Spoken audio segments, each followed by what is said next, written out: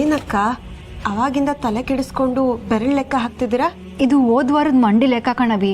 ಅದು ಯೂಟೆ ಲೆಕ್ಕ ಹಾಕಿದ್ರು ಲೆಕ್ಕನೇ ಸರಿ ಸಿಕ್ತಿಲ್ಲ. ನಿಮ್ಮ ಲೆಕ್ಕ ನಿಮಗೆ ಸಿಕ್ತಿಲ್ಲ ಅಂದ್ರೆ ಏನಕ್ಕ? ಅಲ್ಲ ಕಣವಿ, ಈ ಲೆಕ್ಕ ಇಲ್ಲ ಗಾಳಿ ಅಲ್ವೇ ನೋಡ್ತದ್ದು. ಓ ಹೌದಲ್ವಾ? ನಿಮಗೆ ಗೊತ್ತಾಗ್ಲಿಲ್ಲ ಅಂದ್ರೆ ಒಂದ್ಸತಿ ಕಾಳಿ ಅವ್ರನ್ನ ಲೆಕ್ಕ ಕೇಳಿ ಅಕ್ಕ. ಅವ್ರ ಲೆಕ್ಕ ಅವರೇ ಕ್ಲಿಯರ್ ಮಾಡ್ತಾರೆ. ಹಾಂ, ಕೋಪ ಮಾಡ್ಕೊಂಬೇಡಿ ಅಕ್ಕ. ವೈಯಕ್ತಿಕ ಬೇರೆ ವ್ಯವಹಾರ ಬೇರೆ ಅಲ್ವಾ, ಅದಕ್ಕೆ ಹೇಳಿದೆ. ಹ್ಞೂ ಕಣವಿ, ಸ್ನೇಹ ಹೇಳ್ದಂಗೆ ಅವನ್ನೇ ಕೇಳಿದ್ರಾಯ್ತು. ಅವ್ವ, ನನಗೆ ಲೆಕ್ಕ ಸಿಕ್ದೋದ್ರೂ ಪರವಾಗಿಲ್ಲ, ನಾನು ಮಾತ್ರ ಅಂತೂ ಮಾತಾಡಕ್ಕಿಲ್ಲ. ಸರಿಯಾಗಿ ಹೇಳ್ದೆ ಅಕ್ಕ. ಯಾವುದೋ 2 ಪೈಸೆ ಲೆಕ್ಕಕ್ಕೋಸ್ಕರ ಮೋಸ ಮಾಡಿದವ್ರ ಹತ್ರ ಮಾತಾಡೋದು ಸರಿಯಲ್ಲ. ಸುಮಾ, ನೀ ಯಾರನ್ನ ಮನ್ಸಲ್ಲಿ ಇಟ್ಕೊಂಡು ಈ ಮಾತು ಹೇಳ್ತಿದ್ಯಾ ಅನ್ನೋದು ನನಗೆ ಚೆನ್ನಾಗಿ ಗೊತ್ತು. ಅಯ್ಯ, ಇದು ಒಳ್ಳೆ ಕತೆನೆ. ಯಾರನ್ನ ಮನಸ್ಸಲ್ಲಿ ಇಟ್ಕೊಂಡು ಮಾತಾಡ್ತಾವಳೆ ಇವಳು?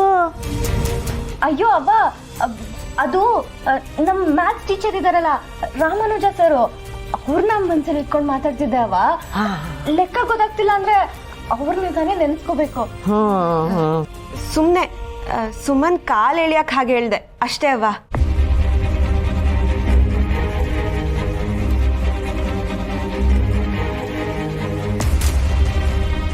ಅಯ್ಯೋ ಶಿವನೇ, ಒಬ್ಬೊಬ್ರು ಒಂದೊಂದು ಥರ ಆಡ್ತಾ ಇದ್ದೀರಿ. ಚಾನಾ, ನಿನಗೆ ಅವನ್ ತಾವ್ ಲೆಕ್ಕ ಕೇಳೋದು ಇಷ್ಟ ಇಲ್ಲ ಅಂದ್ರೆ ನಿಮ್ಮ ಅಪ್ಪ ಏನಾದ್ರು ಕರೆದು ಕೇಳು.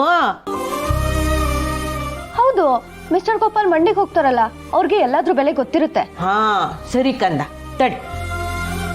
ಯೋನಯ್ಯ, ಓ ಬರ್ತೀಯ ಇಲ್ಲಿ ವಸಿ? ಬಂದೆ.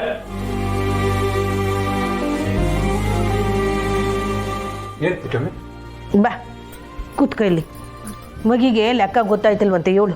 ಏನ್ ಲೆಕ್ಕ ಕುಸೆ? ಅದಕ್ಕಲ್ಲ, ಅಲ್ಲಿ. ಅಪ್ಪಯ್ಯ, ಹೋದ್ವಾರ ಟೌನ್ ಮೆಸ್ಗೆ ಮಂಡಿಯಿಂದ ಕೆಲವೊಂದು ಅಂಗಡಿ ಸಾಮಾನುಗಳನ್ನ ತರಿಸಿದ್ದೆ, ಅದು ಲೆಕ್ಕನೇ ಸಿಕ್ತಿಲ್ಲ. ನೀವು ಸಿ ನೋಡಿ ಅಪ್ಪಯ್ಯ. ಕೊಡವೆ.